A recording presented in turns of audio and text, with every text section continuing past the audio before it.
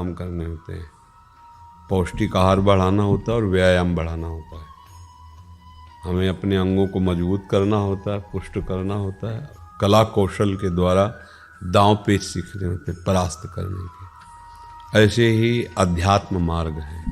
जब हम अध्यात्म मार्ग में चढ़ना चाहते हैं तो माया मार्ग के विरोधी पक्ष हमको गिराते हैं, काम, क्रोध, लोभ, मोह, मद मत्सर। और ये छोटे मोटे पहलवान नहीं, बहुत बड़े हैं।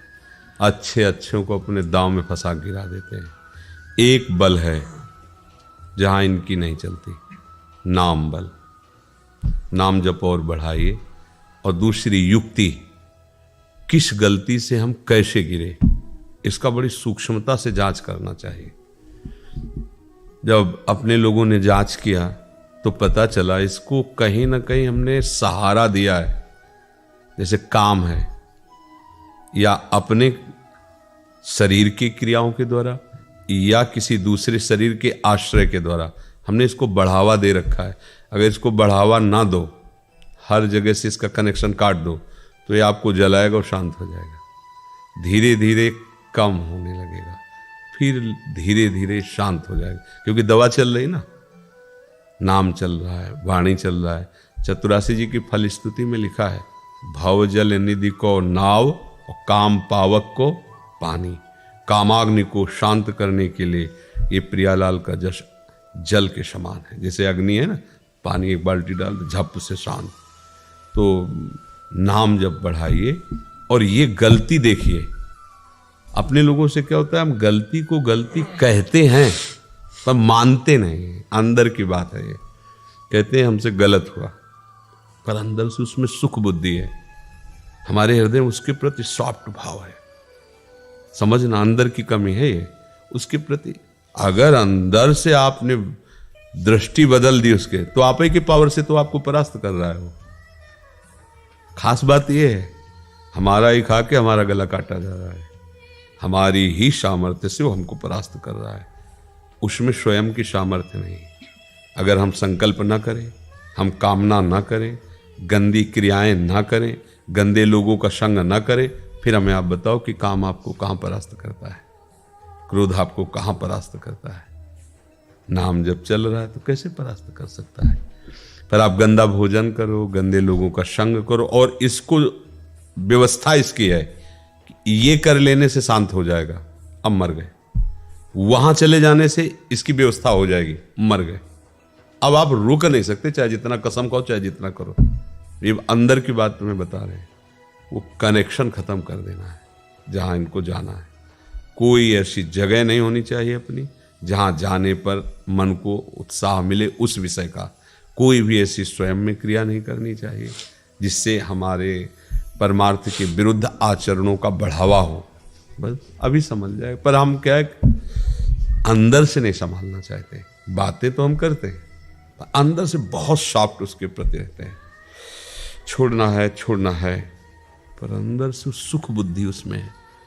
सुख बुद्धि होने के कारण हम ऊपर से गाली देते हैं, बहुत गंदा है काम, बहुत ऐसा है वैसा है।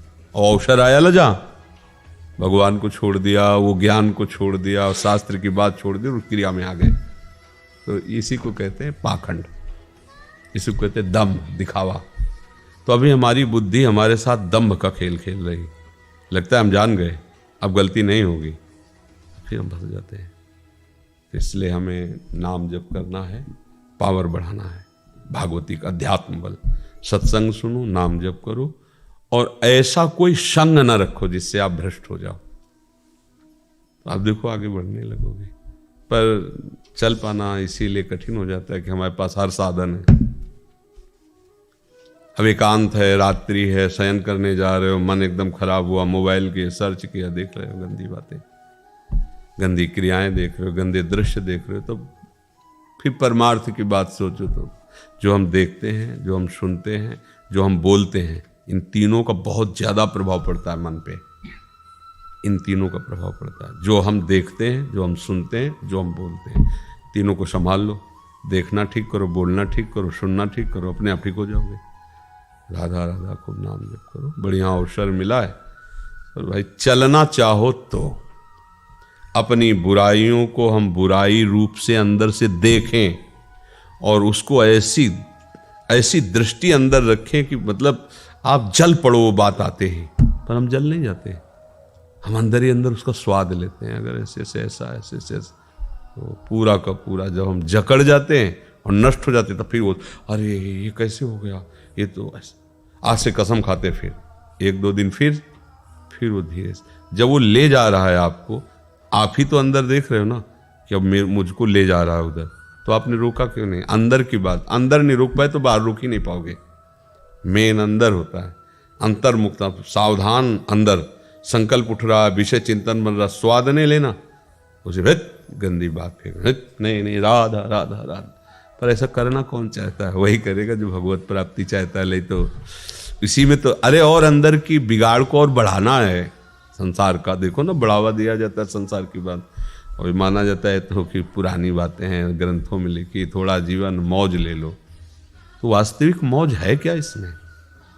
सोचो, इसमें अगर वास्तविक मौज होती तो फिर आप आनंदित हो जाते ना। मान लो जैसे हमारा मन सिखाता है कि अगर ये शरीर मिल जाए तो हम आनंदित हो जाएं, तो उस शरीर को कोई तो भोग रहा है ना, फिर वो उस शरीर में तृप्त क्यों नहीं हो रहा? वो तो अन्य शरीर को चाह रहा है। पकड़ो आप हर जगह।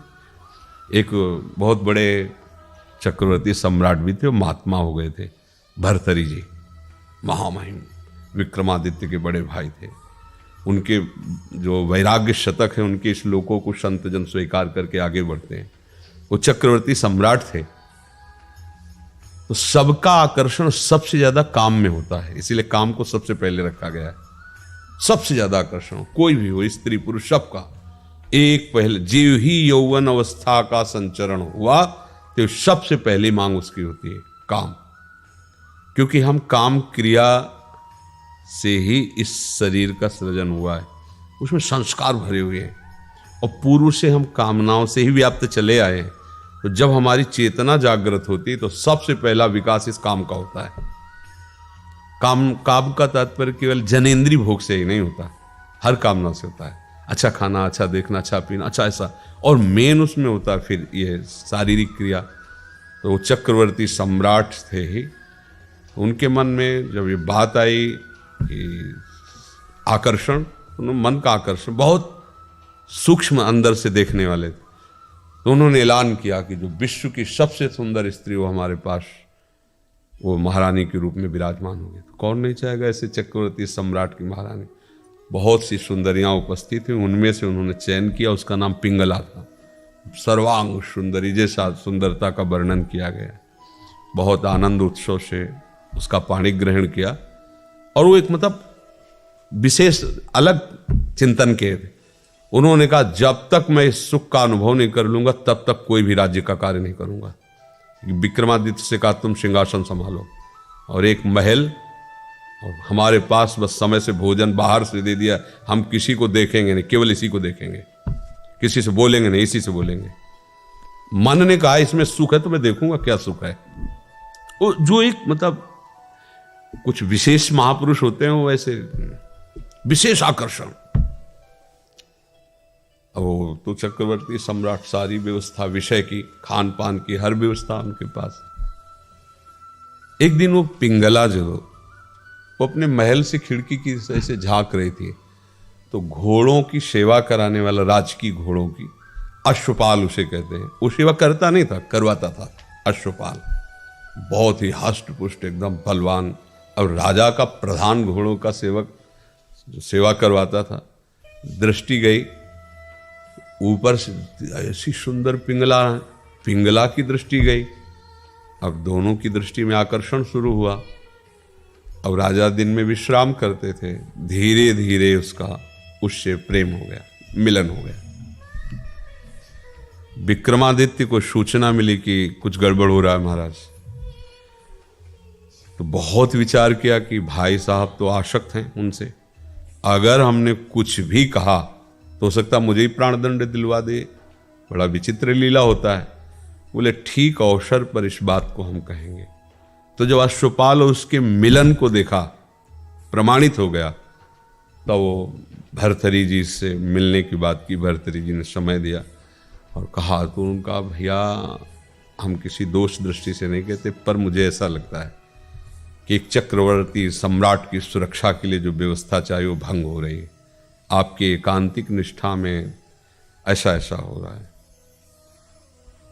और रानी की भी दासियां सब, तुरंत एक दासी ने जाकर विक्रमादित्य ने कोई बात कही है जो आपके खिलाफ है। वो जे गई तो भावभंगी बदल करके पिंगला ने कहा कि हमें पता है ना, आपका भाई हमारी तरफ कुदृष्टि रखता है, इसीलिए कुछ हमारे विरोध में आपको बोलेगा, और हो सकता है बोला हो। तो अभी तो सुन के आ ही रहे ना, देखो माया का खेल। उनको लगा हाँ हो सकता है। बोले आपसे कह नहीं रही थी कि आपका भाई गलत है, पर वो हमारे प्रति गलत दृष्टि, वहां वो दूसरे को प्रमाणित करना चाहते हैं, उन्हीं को प्रमाणित कर दिया। तो उनका विक्रमादित्य तो ऐसे नहीं है। भर्तृहरि जी ने कहा क्योंकि मेरा भाई हो, मैं जानता हूं वो धर्मात्मा पुरुष है। तो उसने किसी एक परिवार को अच्छा धन दे करके कि मेरी बात नहीं मानोगे तो हम किसी न किसी उसमें फांसी पे चढ़वा देंगे, पिंगला ने उसको अपने अनुकूल किया। और वो आके महाराज की जय हो, हमारी बहू पर विक्रमादित्य की गलत दृष्टि। तो उन्होंने सोचा हो सकता है राजमत, क्योंकि राजा के पद पर ऐसा हो सकता है। विक्रमादित्य को बुलाया, बोले तुम्हारी कोई बात हम सुनने वाले नहीं, बस आदेश है तुम हमारे नगर से, राज्य से बहिष्कृत हो। क्योंकि वही कांटा विक्रमादित्य बन रहे थे, हटा दिया। पर भगवान की लीला बड़ी विचित्र होती है। चोरी एक दिन सामने आ ही जाती है। एक ब्राह्मण, गरीब ब्राह्मण तपस्या कर रहा था धन प्राप्ति के लिए देवराज इंद्र की। मंत्रों में बड़ा बल है। मंत्र का अनुष्ठान अगर विधि से किया जाए तो मंत्र उसका फल प्रदान करते हैं। तो देवराज इंद्र प्रकट हुए और बिना कुछ कहे उन्होंने अमृत फल दे दिया, क्योंकि अमृत का अधिकार देवराज जी के पास है। का ये पाने से अमर हो जाता है, बस अंतर ध्यान हो। वो कुछ कह ही नहीं पाए। ब्राह्मण ने विचार किया वो ऐसे ही दरिद्र गरीब हैं, वैसे ही हम मर रहे हैं, अमर होकर के, और क्या हम क्या करें। तो ये अमर फल अगर हम अपने राजा को दे देते हैं और वो अमर हो जाता है तो वो मुझे मनमानी धन दे देगा। मुझे धन से मतलब ऐसा धर्मात्मा राजा अमर हो जाएगा तो प्रजा सुखी रही। महाराज की जय हो। दरबार में महाराज से मिलाया गया। ब्राह्मणों के लिए, तपस्वियों के लिए राज दरबार खुला रहता था। भर्तृहरि जी ने खड़े होकर प्रणाम किया। क्या आज्ञा है, कैसे आगमन हुआ। उनका महाराज मैंने तपस्या की थी, अमर फल मिला है, मुझे देवराज इंद्र ने दिया है, और इसका फल होता है कि जो पालेगा वो मरेगा नहीं किसी अस्त्र शस्त्र से भी। तो मैं चाहता हूँ कि आप जैसे धर्मात्मा सम्राट सदैव अमर रहें, और मुझे धन चाहिए। तो उन्होंने आदेश कर दिया जितना धन चाहिए जब चाहिए तुम्हारे लिए खुला है, वो अपनी इच्छा के अनुसार। राजा ने सोचा मेरे जीवित रहने से क्या होगा, अगर पिंगला मर जाए तो मैं जीवित नहीं रह सकता, इतना आसक्त थे। तो उनका ये फल मैं पिंगला को देता हूं, तो जब तक मैं जीवित रहूंगा तो ये अमर तो है ही। उन्होंने उसको फल कहा हमारे सामने पाओ।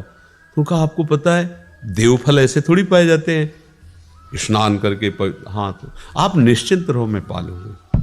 पिंगला ने सोचा कि मैं अमर रहूंगी तो उससे क्या, अगर वो अश्वपाल अमर हो जाएगा तो हमारी मित्रता बराबर बनी रहेगी। जब एकांत में अश्वपाल मिला तो उसको, और अश्वपाल राजा के दरबार की नर्तकी से प्राणों से अधिक प्यार करता था। राजा के दरबार की नर्तकी से उसे पहले से ही मित्रता थी। वो उस नर्तकी के पास गया और कहा देखो मुझे एक अमर फल मिला है, और मैं तुम्हें इतना प्यार करता हूं कि मैं अमर होना नहीं चाहता, तुम अमर हो जाओ, ये फल खा लो। सुन ले लिया। नर्तकी ने विचार किया मैं तो नाचने वाली हूं, मेरा क्या जीवन, अगर ये फल महाराज को मिल जाए तो ऐसा धर्मात्मा राजा अमर, वो प्रार्थना की मंत्री से मुझे महाराज से मिलना। तो प्रधान नर्तकी उसके लिए अवसर, भर्तृहरि जी से कहा अमर फल मुझे प्राप्त हुआ और मैं आपको देना। अमर फल तब ऐसा, तेरे को अमर फल कहां से मिला। तो उसको कोई रहस्य पीछे का पता नहीं था ना। उसने कहा महाराज मेरी आपके अश्वपाल से मित्रता है। अश्वपाल ने दिया। तो उनका चुप, किसी से नहीं कहा, निकलो, तुम्हें जो चाहिए मिल जाएगा, ये आवाज मत करना कि मैंने अमर फल दिया, अश्वपाल ने तुम्हें दिया। और आज खुले दरबार में बैठने के लिए ऐलान किया, सबको बुलाया जाए पूरी सभा को। और मैं आज सब तो अपार जनता एकत्रित हो गई, महाराज आज बैठेंगे। बैठे सिंहासन में और कहा अश्वपाल को सामने लाया जाए। अश्वपाल कहा देखो एक क्षण में तुम्हारी गर्दन अभी कटवा दे सकते हैं, लेकिन तुम्हें मारेंगे नहीं, बिल्कुल तुम्हें नहीं मारेंगे। हर सुविधा जैसी वैसी रहेगी। तुम केवल ये बता दो अमर फल तुम्हें कहां से मिला है। सूख गया। आप कैसे कहे? तो उसने कहा, महाराज जब आपने क्षमा ही कर दिया है तो महारानी पिंगला ने मुझे दिया है। भर्तृहरि जी को ऐसा महान दुख कि इतने धर्मात्मा भाई को इसके कहने से मैंने निकाल दिया, मेरे साथ इतना बड़ा छल हो रहा है। रानी को सभा में पेश किया तो समझी कि अब सिंहासन में बैठे सामने खड़े, तलवार निकाली और सभा में कहा, देखो हमारे देश के पवित्र ब्राह्मणों की तपस्या का फल, हमने अमर फल दिया था, रानी ने खा लिया, मैं अभी तलवार से प्रहार करूंगा, ये मरेगी नहीं। तो वो चीख पड़ी, नहीं महाराज नहीं। क्यों? चुप। तो उनका, मैं तुम्हें बिल्कुल क्षमा कर दूंगा पर बात सत्य होनी चाहिए। तो उनका, महाराज मैंने वो अमर फल खाया नहीं, अश्वपाल को दे। क्यों? अब क्यों का उत्तर केवल निगाहों से दे सकती थी, जवान से तो नहीं दे सकती। तो उसी समय ताज उतारा और सिंहासन बोले, धिक्कार इस राज्य को, धिक्कार है इस प्रपंच को। मैंने प्राण से भी अधिक इसको प्यार किया, मुझ चक्रवर्ती सम्राट से नहीं। इसका राग है अश्वपाल से, राग है इसका। अश्वपाल एक चक्रवर्ती सम्राट की महारानी से नहीं, एक वैश्य। ये क्या उसी समय घोर वैराग्य लेकर एकांत में भजन करने गए। तो अंदर से जब तक आप विचार नहीं करोगे तब तक ये आकर्षण ऐसा ही फैलता चला है और हम सब इसी आकर्षण में फंसे ऐसे चले जा रहे। और सब जानते हैं, सब जानते कि कोई हमसे प्यार नहीं करता। सच्चाई से, हृदय से देखो तो तुम्हें अंदर से उत्तर मिलेगा, कोई तुम्हें प्यार नहीं करता, सब अपने स्वार्थ को प्यार करते हैं। पर हमारा दिमाग काम नहीं कर पा रहा कि कोई एक ऐसा तो हो जो हमें सच्चा प्यार करे। तो हम समझ लेते कोई शरीरधारी हमको सच्चा प्यार करेगा, प्रभु के सिवा कोई सच्चा। ये उपदेश की बात नहीं कर रहे कि हम बाबा जी हैं तो भगवान का पक्ष लेके बोल रहे हैं। बच्चापन से अभी तक पूरा जीवन उनके मार्ग में जो गया है तो उनका प्यार देखा है, उनका दुलार देखा है, उनकी अपनेपन को देखा है। उनके जैसा कोई अपनापन नहीं। हमारी किडनी जब फेल हुई ना, हमारी पूरी दृष्टि में संसार में एक भी व्यक्ति ऐसा नहीं था, न घर न परिवार। वो तो बचपन से ही छोड़ दिया था। बचपन में छोड़ दिया तो घर वाले समझते मरा। बाबा जी को कौन प्यार करता है, किस काम का? ये तो श्री जी का महिमा प्रभाव, वो नहीं, संसार थोड़ी प्यार करता है। मांगने गए, दबका दिए गए, हे मोटे हरामी सुअर ऐसे घूम रहा है रोटी मांगते, मेहनत कर कमा का। वो क्या जानता है कि क्या मेहनत करता है? वो क्या जानते हैं कि इनका मार्ग क्या है? वो तो यही जानते हैं ना, शरीरधारी मांग के केवल खाता है, पड़ा रहता है। वो क्या जाने? पूरे संसार में कोई अपना नहीं, ये देखा है, कोई नहीं। उस समय केवल भगवान, केवल। तो ये स्थिति सबको एक दिन आती है जब उसको नजर आता है कि भगवान के सिवा कोई है नहीं। अच्छा, ये उसको फिर समय नहीं रहता कि भगवान से परिचय बना ले, तो मन पछते ही है अवसर भी हाथ मलता हुआ चला जाता है, कोई साथी नहीं मिलता। इसलिए अभी अवसर, बहुत सावधान होकर चलो। गृहस्थी में जाना है, विरक्ति में जाना है, व्यापार करना है, नौकरी, ये सब एक ही भगवान की सेवा है, कुछ अलग नहीं। हम माला जला रहे हैं, आप फावड़ा चला रहे हो, आप प्रभु के लिए फावड़ा चलाओ, सच्चाई से चलो, तो हमारे माला चलाने का काम, तुम्हारे फावड़ा चलाने का काम, दोनों का फल एक ही होगा, भगवान की प्राप्ति। हम बेईमानी करें, गंदे आचरण करें बाबा जी बनकर, तो हमको नरक मिलेगा। ये थोड़ी कि तुम तिलक लगाओ, कंठी लगाओ, बाबा जी तुम्हारे लिए सिंहासन आएगा। नहीं, सही मार्ग पे तुम चल रहे हो, तुम्हारी जय होगी।